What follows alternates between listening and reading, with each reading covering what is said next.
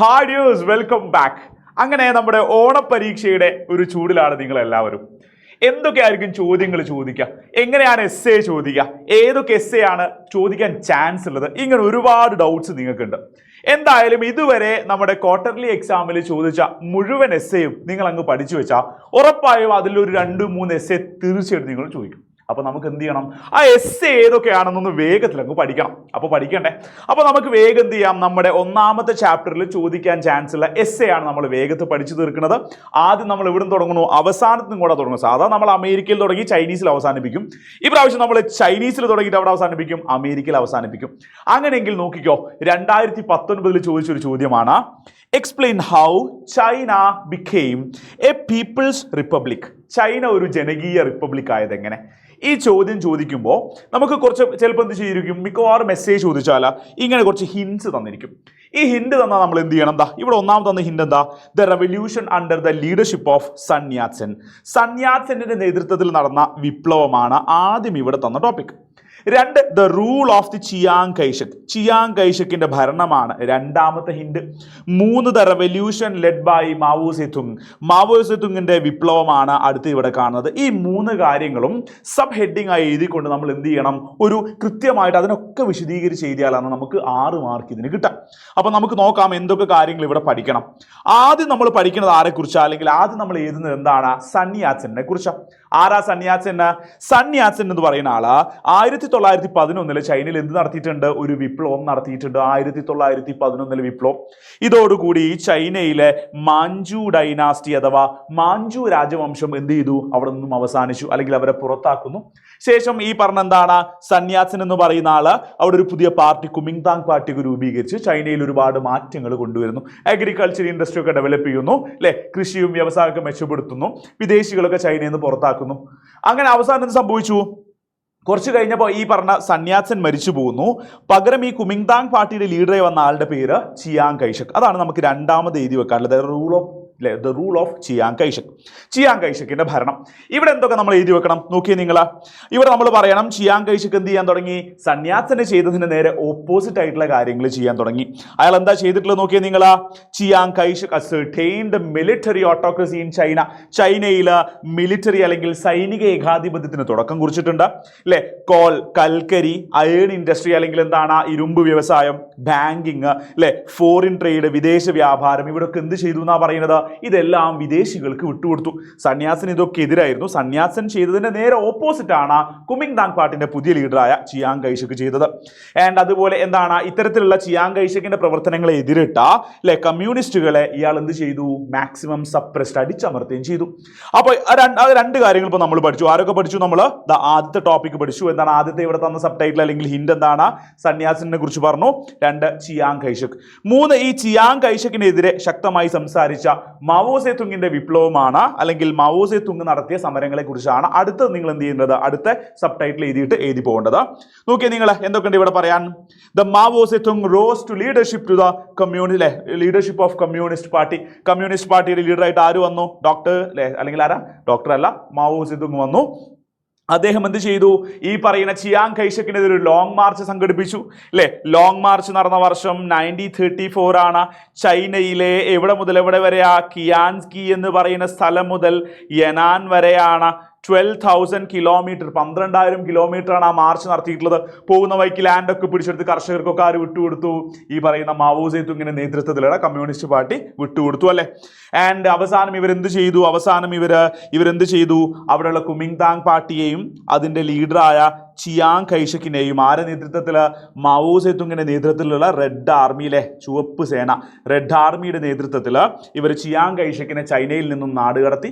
Chiang കൈഷക്ക് തായ്വാനിലേക്ക് രക്ഷപ്പെട്ടു പോകുന്നതോട് കൂടിയിട്ട് 1949 October 1 China became a people's republic. China ഒരു ജനകീയ റിപ്പബ്ലിക്കായി മാറുന്നു.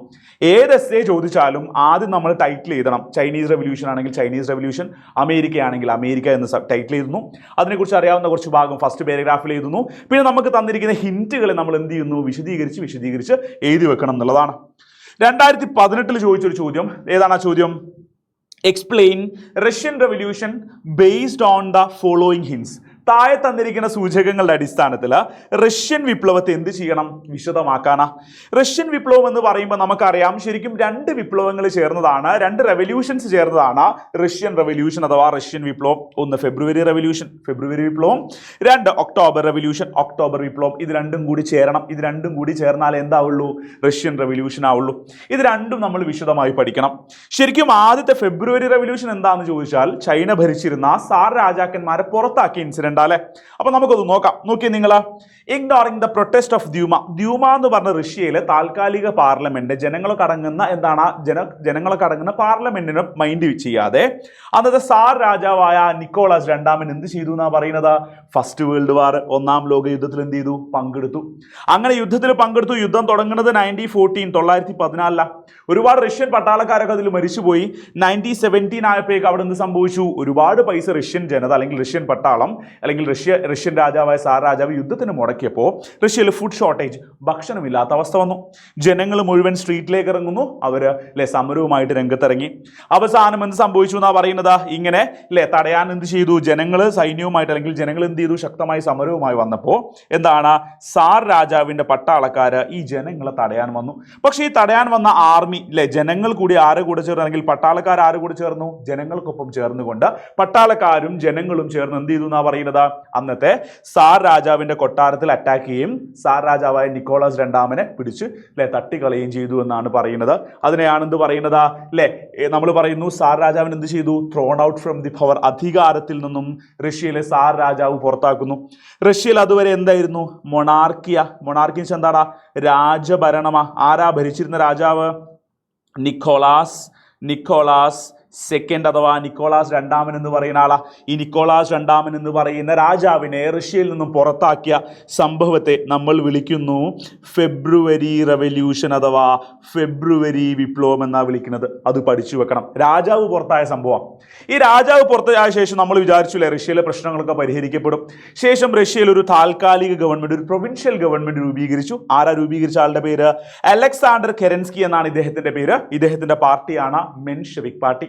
ഓക്കെ, ഫെബ്രുവരി റെവല്യൂഷന് ശേഷം റഷ്യ ഭരിച്ചു നമ്മൾ പറഞ്ഞു അലക്സാണ്ടർ കെരൻസ്കിയും അദ്ദേഹത്തിന്റെ മെൻഷെവിക് പാർട്ടിയും. അവിടെ ഭരിച്ചത് ഒരു താൽക്കാലിക ഗവൺമെന്റുവാ. പക്ഷേ ഈ മെൻഷെവിക് പാർട്ടിക്കോ അലക്സാണ്ടർ കെരൻസ്കിക്കോ റഷ്യയിലെ പ്രശ്നങ്ങൾ പരിഹരിക്കാൻ പറ്റാതെ വന്നപ്പോൾ അവിടെ വീണ്ടും ഒരു റെവല്യൂഷൻ നടന്നു. ആ റെവല്യൂഷന്റെ പേരാണ് ഒക്ടോബർ റെവല്യൂഷൻ. അത് നടത്തിയിട്ടുള്ള ലീഡറിന്റെ പേര് ലെനിൻ എന്നാണ്. അദ്ദേഹത്തിന്റെ പാർട്ടിയുടെ പേരെന്താണെന്ന് ചോദിച്ചാൽ നമ്മൾ പറയും ബോൾഷെവിക് പാർട്ടിയാണ്. ഇവരെ സഹായിച്ച ഒരു നമ്മളെ തൊഴിലാളി സംഘമാണ് സോവിയറ്റ്. അങ്ങനെ ലെനിന്റെ ബോൾഷെവിക് പാർട്ടിയുടെയും ലെനിന്റെയും നേതൃത്വത്തിൽ അവർ കെരൻസ്കിയൊക്കെ പുറത്താക്കിക്കൊണ്ട് റഷ്യയിൽ നടന്ന രണ്ടാമത്തെ റെവല്യൂഷനാണ് ഒക്ടോബർ റെവല്യൂഷൻ. ശേഷം ഇവർ റഷ്യയിൽ ഒരു ക്യാബിനറ്റ് ഒക്കെ എന്ത് ചെയ്തു? ഫോം ചെയ്തു എന്ന കാര്യം കൂടി ഓർത്തിരിക്കണം. സോ ഇതുകൂടി പഠിച്ചു വെച്ചാൽ റഷ്യൻ വിപ്ലവം പഠിച്ചു. റഷ്യൻ വിപ്ലവത്തിന്റെ ഫലങ്ങൾ ഓക്കെ നോക്കിയേ നിങ്ങൾ. എന്തൊക്കെയാണ് റഷ്യൻ വിപ്ലവത്തിന്റെ ഫലങ്ങൾ? Russia withdraw from the first world war, ഒന്നാം ലോക യുദ്ധത്തിൽ നിന്നും റഷ്യ പിന്മാറി. രണ്ടാമത്തത് seized out the land and distributed among the peasants, ഭൂമിയൊക്കെ പിടിച്ചെടുത്ത് കർഷകർക്ക് വിതരണം ചെയ്തു. Gave importance to public sector, പൊതു ഉടമസ്ഥതയ്ക്ക് എന്ത് ചെയ്തു? പ്രാധാന്യം കൊടുത്തു. ഇൻട്രൊഡ്യൂസ്ഡ് സെൻട്രലൈസ്ഡ് പ്ലാനിങ്, കേന്ദ്രീകൃത ആസൂത്രണം എന്ത് ചെയ്തു? നടപ്പിലാക്കി. അടുത്ത പോയിന്റ് എന്താ? Achieved developments in the field of science, technology and economy, സാമ്പത്തിക ശാസ്ത്ര സാമൂഹിക രംഗങ്ങളിലൊക്കെ വളരെ മികച്ച വളർച്ച ഉണ്ടായി, പുരോഗതി കൈവരിച്ചു. New constitution came into force in 1924, 1924 പുതിയ കോൺസ്റ്റിറ്റ്യൂഷൻ, പുതിയ ഭരണഘടന നിലവിൽ വന്നു. Union of Soviet Socialist Republic അഥവാ USSR എന്ന് പറയുന്ന ഒരു പുതിയ ടീം ഉണ്ടായി. അതുവരെ റഷ്യ ആയിരുന്നു അല്ലെ. 1924 റഷ്യ എന്ന് പറയുന്ന രാജ്യം അതിന് തൊട്ടടുത്തുള്ള ഒരു 15ഓളം രാജ്യങ്ങൾ റഷ്യക്കൊപ്പം ചേർന്നതോട് കൂടിയിട്ട് റഷ്യയുടെ പേര് മാറി. എന്താ പിന്നെ മാറിയത്? USSR അല്ലെങ്കിൽ സോവിയറ്റ് യൂണിയൻ എന്നാണ് റഷ്യയെ പിന്നീട് വിളിച്ചത്. ആൻഡ് ലാസ്റ്റ് പോയിന്റ് കൂടി ഓർത്ത് വെച്ചോ, spread the socialist ideas all over the world, ലോകത്താകമാനം സോഷ്യലിസ്റ്റ് ആശയങ്ങൾ പ്രചരിക്കാനും കാരണമായി. എപ്പോഴും നിങ്ങൾ ശ്രദ്ധിക്കേണ്ടത് ഒരു എസ്സേ വരുമ്പോൾ അതിനടിയിൽ 2 ഹിന്റുകളെ നമ്മൾ എന്ത് ചെയ്യണം? വിശദീകരിക്കണം എന്നുള്ളതാ. ഓക്കെ, ഇത് ഒരു എസ്സേ ആയിട്ട് ചോദിച്ചത്, വലിയ എസ്സേ, ഒരു 4 മാർക്കിന്റെ എസ്സേ ആയിട്ട് നമുക്ക് എക്സ്പെക്ട് ചെയ്യാവുന്നതാണ്. 2023 ചോദിച്ചിട്ടുണ്ട് ഈ ചോദ്യം. എന്ന് വെച്ചാൽ കഴിഞ്ഞ വർഷം how did the colonial rule effect the life of natives of Latin America? ഒരു വർഷം ചോദിച്ച ചോദ്യം പിന്നീട് ചോദിക്കാൻ പറ്റൂല എന്നൊന്നുമില്ല കേട്ടോ. ഈവൻ ഏത് ക്വസ്റ്റ്യനും റിപ്പീറ്റ് ചെയ്യാം. കാരണം നമുക്ക് ആകെ 5 റെവല്യൂഷനെ ഫസ്റ്റ് ചാപ്റ്റർ പഠിക്കാനുള്ളൂ. അപ്പോൾ അതിലൊരു 1-2 എന്തായാലും നമുക്ക് ചോദ്യമായി ചോദിക്കേണ്ടി വരും. ഓക്കെ, അപ്പോൾ നോക്കിയേ നിങ്ങൾ, കോളനി ഭരണം ലാറ്റിൻ അമേരിക്കൻ രാജ്യങ്ങളെ എങ്ങനെയാണ് സ്വാധീനിച്ചത്. നമുക്കറിയാം, ലാറ്റിൻ അമേരിക്കൻ രാജ്യങ്ങളെ പിടിച്ചെടുത്ത 2 യൂറോപ്യന്മാര്, ഒന്ന് പോർച്ചുഗീസുകാരാണ്, 2 സ്പെയിനുകാരാ. എങ്ങനെയാണ് ഇവർ ആ ഭരണം എങ്ങനെ ഇവരെ സ്വാധീനിച്ചു നോക്കാം. എന്ന് വെച്ചാൽ നമ്മൾ പറഞ്ഞ ലാറ്റിൻ അമേരിക്കൻ രാജ്യങ്ങളായ Brazil, Argentina, Chile, Peru, Ecuador തുടങ്ങിയ രാജ്യങ്ങൾ എങ്ങനെ ബാധിച്ചു? The Spanish and Portuguese propagated their language, religion and customs. ഈ രാജ്യങ്ങൾ സ്പെയിനുകാരും പോർച്ചുഗീസുകാരും, സ്പെയിനുകാരുടെയും പോർച്ചുഗീസുകാരും യൂറോപ്പിലെ ഭാഷ, അവരെ മതം, അവരെ ആചാരങ്ങളൊക്കെ അവിടെ പ്രചരിപ്പിച്ചു. 2, they build houses and churches in Spanish style. സ്പെയിനുകാരാണ് കൂടുതൽ സ്ഥലം പിടിച്ചെടുത്തത്. ഈ സ്പെയിനുകാർ അവിടെ എന്ത് ചെയ്തു? സ്പെയിനിലുള്ള രീതിയിലെ വീടുകൾ, ചർച്ചുകളൊക്കെ നിർമ്മിച്ചു. ഇനി സ്പെയിനിലുള്ള എഡ്യൂക്കേഷൻ സിസ്റ്റം, വിദ്യാഭ്യാസ രീതിയും ഇവർ ലാറ്റിൻ അമേരിക്കയിൽ കൊണ്ടുവന്നു. തീർന്നിട്ടില്ല. The Spanish farming method and crops. സ്പെയിനിലുള്ള കൃഷി രീതി, അവരവിടെ കൃഷി ചെയ്ത വിളകൾ, അതേ സാധനങ്ങൾ അവർ ലാറ്റിൻ അമേരിക്കയിലേക്ക് കൊണ്ടുവന്നു അല്ലേ. ആൻഡ് ന്യൂ ഡിസീസസ്, അന്ന് യൂറോപ്പിലുണ്ടായിരുന്ന പലതരം രോഗങ്ങളും അവർ എവിടേക്ക് കൊണ്ടുകൊടുത്തു? ലാറ്റിൻ അമേരിക്കയിൽ. അന്നത്തെ ചിക്കൻ ബോക്സ്, സ്മോൾ ബോക്സ് എന്ന് പറയുന്ന രോഗങ്ങളിലെ വസൂരി, ചിക്കൻ ബോക്സ് ഒക്കെ, അതും എന്ത് ചെയ്തു? ലാറ്റിൻ അമേരിക്കയിലേക്ക് യൂറോപ്പിൽ നിന്ന് കൊണ്ടുപോയി കൊടുത്തു. അത് ഓർത്തിരിക്കാം. യെസ്, കൂടാതെ അവരെ അടിമകളാക്കി എന്നൊക്കെ നമുക്ക് ഓർത്തിരിക്കണം. അവരോട് റേഷ്യൽ ഡിസ്ക്രിമിനേഷൻ, വംശീയ വിവേചനം കാണിച്ചു. ഇങ്ങനത്തെ പോയിന്റുകളൊക്കെ നമ്മൾ എന്ത് ചെയ്യണമെന്ന് തീർച്ചയായിട്ടും ഇവിടെ പഠിച്ചിരിക്കേണ്ട ഒരു കാര്യമാണ്. അത് മറക്കാതെ പഠിച്ചിരിക്കുക എന്നുള്ളതാണ്. 3 ലീഡേഴ്സ് ഉണ്ട് ഈ പറഞ്ഞ യൂറോപ്യന്മാരെ അടിച്ചു പുറത്താക്കാൻ അല്ലെ, അവിടുത്തെ ജനങ്ങളെ മോട്ടിവേറ്റ് ചെയ്ത, ജനങ്ങൾക്കൊപ്പം നിന്ന 3 ലീഡേഴ്സാണ് Francisco Miranda, Simon Bolivar and San Martin. അതും പഠിച്ചിരിക്കുക. 2 പ്രാവശ്യം ചോദിച്ചത് ഫ്രഞ്ച് റെവല്യൂഷനാണ്, 2023-ലും 2019-ലും. ഓക്കെ, അപ്പോൾ 2 പ്രാവശ്യമൊക്കെ ചോദിച്ചത് ആരാ? ഏറ്റവും കൂടുതൽ പ്രാവശ്യം ക്വാർട്ടറിലേക്ക് ചോദിച്ചത് ആരാ? ഫ്രഞ്ച് റെവല്യൂഷൻ അല്ലേ. നോക്കിയേ നിങ്ങൾ, explain the causes of the French revolution അല്ലെ, ഫ്രഞ്ച് വിപ്ലവത്തിന്റെ കാരണം. ഇങ്ങനെ ഒരു ചോദ്യം നിങ്ങൾക്ക് കണ്ടു. ഫസ്റ്റ് നിങ്ങൾ പേപ്പറിൽ എന്ത് എഴുതി വെക്കും? അതിന്റെ ടൈറ്റിലായിട്ട് ഫ്രഞ്ച് റെവല്യൂഷൻ എന്ന് എഴുതി വെക്കും. ശേഷം ഫ്രഞ്ച് റെവല്യൂഷനെ കുറിച്ച്, ഫ്രഞ്ച് വിപ്ലവത്തെ കുറിച്ച് അറിയുന്ന കാര്യങ്ങൾ നിങ്ങൾക്ക് എഴുതി വെക്കാലോ. ഏത് വർഷം നടന്നു? 1789, 1789. അവിടെ ഉണ്ടായിരുന്നല്ലേ അതിന്റെ മുദ്രാവാക്യം ലിബർട്ടി, ഇക്വാലിറ്റി, ഫ്രെറ്റേണിറ്റി, സ്വാതന്ത്ര്യം, സമത്വം, സാഹോദര്യം. അതൊക്കെ നമ്മൾ ഫസ്റ്റ് പാരഗ്രാഫിൽ എഴുതാം. ദെൻ നമുക്ക് എന്ത് ചെയ്യാം? ഫ്രഞ്ച് സൊസൈറ്റി എന്ന അടുത്ത സബ് ടൈറ്റിൽ കൊടുക്കാം. ഫ്രഞ്ച് സമൂഹത്തെ നമ്മൾ 3ആയി തിരിച്ചിരിക്കുന്നു.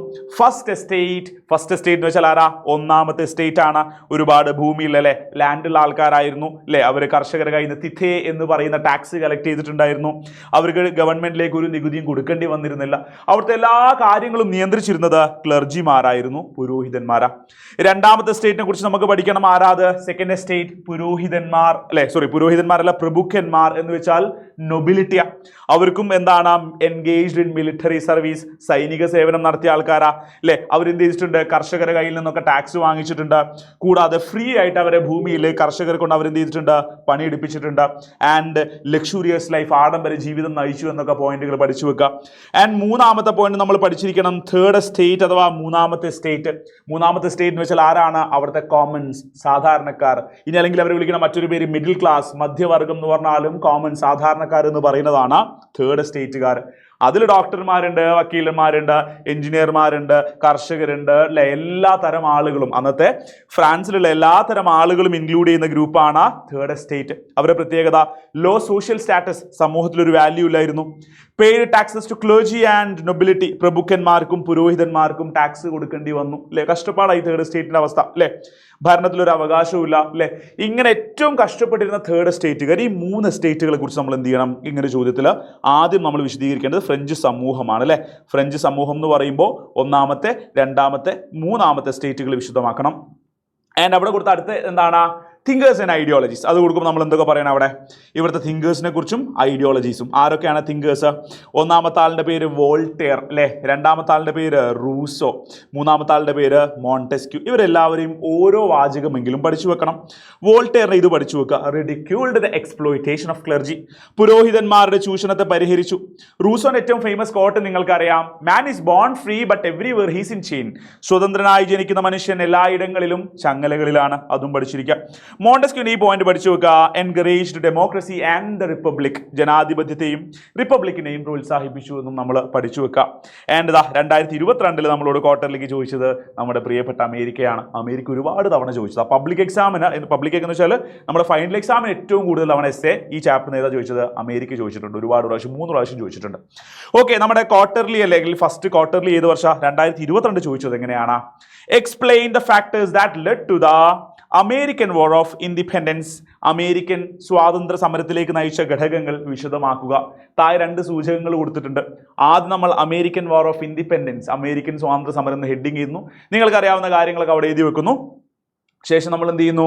മെർക്കന്റലിസ്റ്റ് ലോസ് അല്ലെങ്കിൽ മെർക്കന്റലിസ്റ്റ് നിയമങ്ങൾ ആദ്യം അവിടെ എഴുതി വെക്കുന്നു. ഞാനത് വിശദീകരിക്കണോ? അത്രയും നിങ്ങൾ പഠിച്ചതല്ലേ. ഏതൊക്കെയാ മെർക്കന്റലിസ്റ്റ് നിയമങ്ങൾ? നോക്കിയേ നിങ്ങൾ.